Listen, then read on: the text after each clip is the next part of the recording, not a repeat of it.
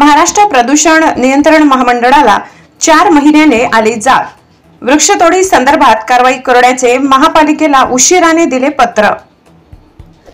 जालना शहर महानगरपालिकेच्या हद्दीमध्ये होणाऱ्या वृक्षतोडी संदर्भात सामाजिक कार्यकर्ते रमेश देहेडकर यांनी प्रदूषण नियंत्रण महामंडळाकडे 4 महिन्यापूर्वी पत्र देऊन कारवाई करण्याची मागणी केली होती। मात्र प्रदूषण नियंत्रण महामंडळाने त्यावर कोणतीच कारवाई केली नाही। आता मात्र 4 महिने उलटून गेल्यानंतर प्रदूषण नियंत्रण महामंडळाला जाग आली असून त्यांनी महापालिकेला पत्र देत कारवाई करण्याची सूचना प्रदूषण नियंत्रण महामंडळाने दिली।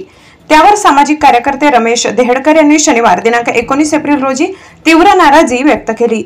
या प्रकरणी प्रदूषण नियंत्रण महामंडळाचे उपप्रादेशिक अधिकारी यांनी जालना शहर महानगरपालिकेचे आयुक्त व वन विभाग अधिकारी यांना पत्र दिले आहे।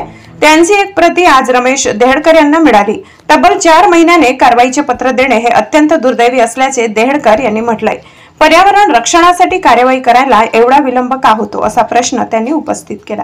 शिवाय महानगरपालिकेने थातुरमातुर कार्यवाही करून मुख्य आरोपी सोडून दिलेत अशी नाराजीही देहेडकर यांनी व्यक्त केली। नमस्कार। जालना शहरामध्ये संभाजीनगर रोडवर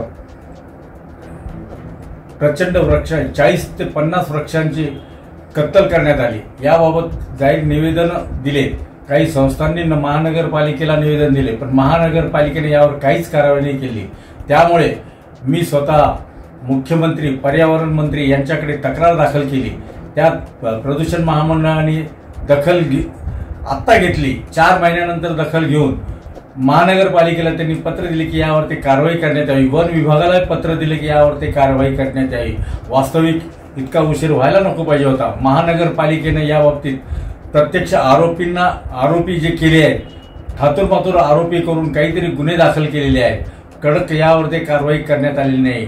याचे एक अजून उदाहरण द्यायचे, अमरावती शहरामध्ये रस्ता रुंदीकरणासाठी वृक्षतोडसाठी महानगरपालिकेने परमिशन दिली होती, पण तेथील जनतेने एकत्र येऊन पूर्ण उठाव करून आज 6-7 वर्ष झाले एकाही वृक्षाला हात लावायची हिंमत प्रशासनाला झाली नाही। ज्या ठेकेदाराने प्रशासनाच्या मंत्रालयाकडून त्याची परमिशन आणली, तरी पण तेथील लोक जागृत असताना त्यांनी याबाबत दखल घेऊन एकही वृक्षाला हात लावू दिला नाही। याबाबत महानगरपालिकेचे आयुक्त त्यांची 6 वेळा बदली करण्यात आली। त्यांनी आदेश देऊनही त्याची अंमलबजावणी केली नाही म्हणून त्यांची 6 वेळेस आयुक्त बदलण्यात आले, तरी पण तेथील जनतेने आजपर्यंत तरी त्या वृक्षांना हात लावले नाही। तशी जालन्यातील जनता का जागृत होत नाही याबद्दल फार मोठा प्रश्न निर्माण झालेला आहे।